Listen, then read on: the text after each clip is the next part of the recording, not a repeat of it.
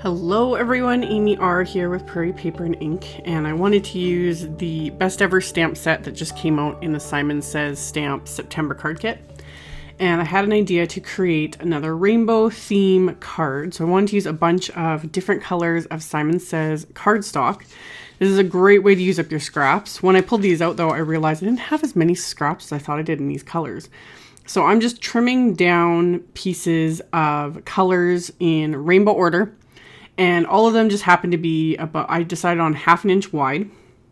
So I'm just trimming down my pieces. I save pretty much all my scraps now. It used to be back in the day, you wouldn't save anything, less than like 2 inches square because you couldn't use it. But now with all the little dies, little heart dies and star dies, etc., I pretty much save all my scraps because 9 times out of 10, I don't need to cut down paper. I can just grab a scrap. So I'll have all the colors of cardstock that I used listed in the description box below the video as well as on my blog. So I trimmed down all of my scraps, and then I just have a piece of copy paper because I wanted something thin so I'm not adding a bunch of bulk. And then I'm planning on using this, this is the Simon Says Heart Sprinkle Wreath Wafer die. So this is going to be kind of the background behind the die, so I wanted to make sure that I had enough cardstock to cover the background, that's all you're going to see. You're not going to see any white. If it wasn't enough, I would have just cut more cardstock and just kept alternating. So I put ATG adhesive on the back of all of these and then decided to go on the diagonal with them just to kind of mix it up a little bit and then adhere them to that copy paper. And then I'm just going to flip this over and trim off the excess with scissors so that it's not all hanging off the edge because this is going to go back behind some white cardstock. So once I've got kind of my rainbow background, you could totally use markers for this if you wanted, if you didn't have a bunch of different colors of cardstock. I've done ones where you do watercolor, etc. But I just thought I really like the bright colors and I love these colors of cardstock. So after I did that, I ran that die through with some Bristol smooth cardstock, and I had actually pre-die cut it with the second or third largest of the Simon Says basic rectangles. And then die cut this, and then I'm just using my sizzix magnetic die brush kit, and I flipped this over so I'm rubbing it against the back. This is more meant to get the little piece of cardstock out of your dies themselves, but with dies like this, the die cut so many tiny little pieces, it makes it so much faster to just run that brush over the foam with the die cut cardstock and it pops out all those little pieces. So once I had those all popped out and cleaned up, I can go on to the rest of my card. So I'm using more Bristol Smooth cardstock. I'd use the Bristol Smooth for that die cut piece as well, just to keep kind of the consistency the same. And I'm going to stamp the rainbow and the little cloud image from that best ever stamp set. And I'm using my mini MISTI here so I can stamp it multiple times, make sure it's really black and crisp. And I'm using Simon Says Stamps Intense Black ink. This ink is good for watercoloring and Copic coloring and all that sort of stuff. So I stamped the rainbow, the clouds, and I also stamped the little faces on the clouds while I was at it. And then I've sped this up, but I'm using my Clean Color Real Brush markers to watercolor this in. And for the rainbow, I'm just doing the alternate strips of color so that these colors aren't running into each other if I did like one after another. So I did the red, the yellow, and the blue first. And I just scribbled on the marker and then pulled the color across the rest of it with my water brush. And then I went on to do the clouds, and I'm just using a gray brown for the clouds. I just added a little bit, and the same thing. Pulled that color out with a water brush just to give it a little bit of shading and some definition here. And then I use my heat tool to speed up the drying process so that I don't have to sit around and wait for it all to dry so I can finish that rainbow. So dried it with my heat tool, and then I can finish the rest of the rainbow. So I ended up using Carmine red, orange, yellow, May green, cobalt blue, and violet for the rainbow. And again, I'll have these linked in the description box below the video and on my blog.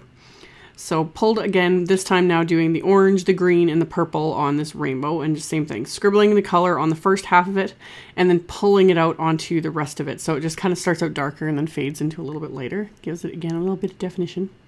And then before I decided to cut these out, I also used my Spectrum Noir clear brush pen to add some glitter.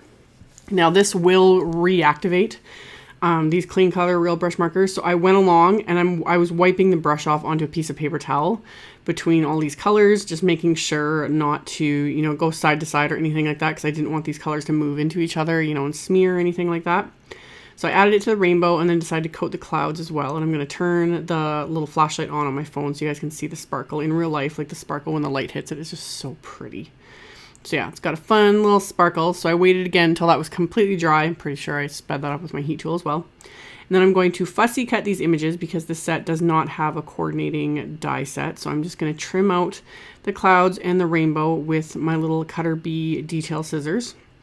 And then once I have everything completely cut out, I can go on and coat all of the edges with my Memento Tuxedo black marker. I just use the brush tip and I hold it up to the edge of all these die cut trimmed out pieces, and it coats that little bit of white cardstock that peeks out, so it helps hide the fact that I didn't cut it perfectly.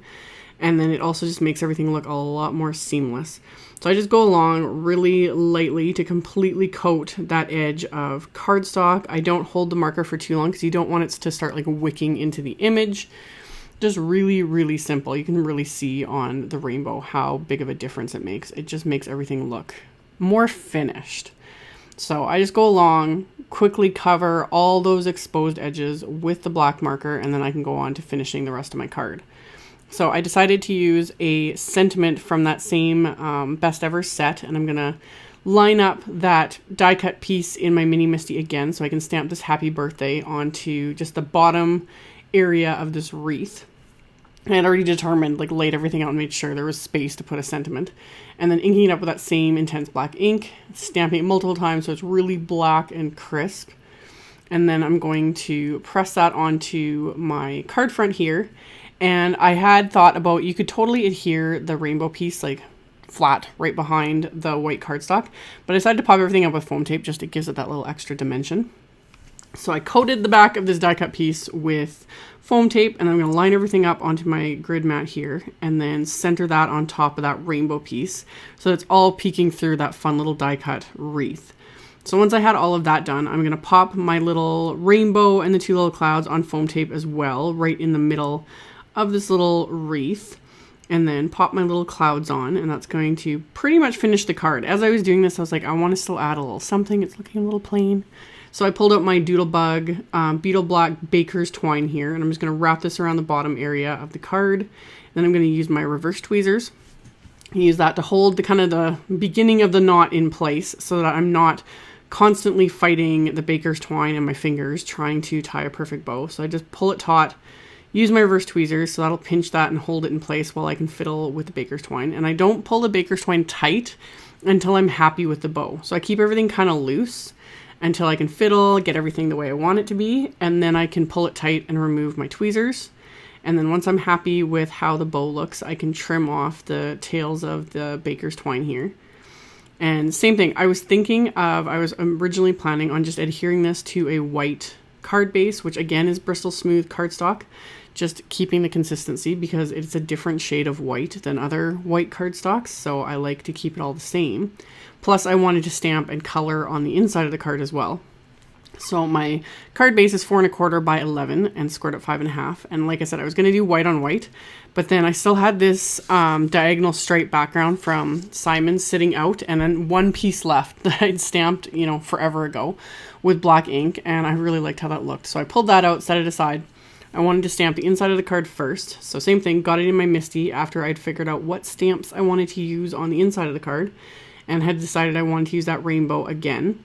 So I'm going to line up the rainbow and the little curved sentiment and then the second sentiment in right on top of the inside of the card here, and then I can stamp it with my MISTI.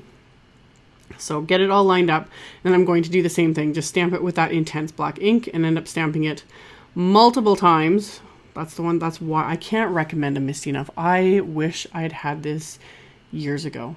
Total game changer.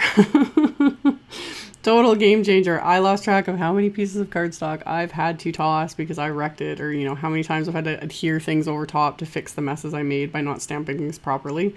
It just makes things easier. So after I had everything stamped, did the exact same thing using the exact same colors. I just went along, added my clean color real brush marker, pulled it out with my little water brush, and then dried it quickly, and then added the next 3 colors so that I've got my fun little rainbow on the inside of the card as well. So very, very simple, and yet it just adds that, pop of color on the inside of the card. So once that was done and completely dried, I can adhere the striped pattern paper to my card front. So I'm just going to flip that over, add my ATG adhesive, and adhere that to my card front. And then I had to add a little bit more ATG to the the piece that I die cut and added the rainbow to, because it was covered in that copy paper with the rainbow. So some of the foam tape was exposed, and then the rest I just added my ATG adhesive so I can adhere that to the front of my card. So once I've got that centered, I want to add one final bit of embellishment just to kind of pull in that whole, black and white against this fun rainbow, because it just makes the rainbow pop even more. So I have some little beetle black doodle bug sprinkles. So I added 3 of those, and then I pulled out my Pilot envelope addressing pen because it's super, super black, and just went over the little faces that are stamped on the clouds, because they kind of lost some of their intensity with all that sparkle added. So this just went right over and just give it that little, they just pop a little bit more with that. And that finished off this fun little card. So like I mentioned, I will have links below the video to my blog post with links to all of the supplies used. If you're watching on a mobile device or an iPad, I've been getting emails about that. There's a little down arrow next to the title of the video. If you click on that, it will expand the description box, and then you can see all those links. So check them out below if you're interested. Thank you all so much for watching, and I will see you all very soon in the next video. Bye!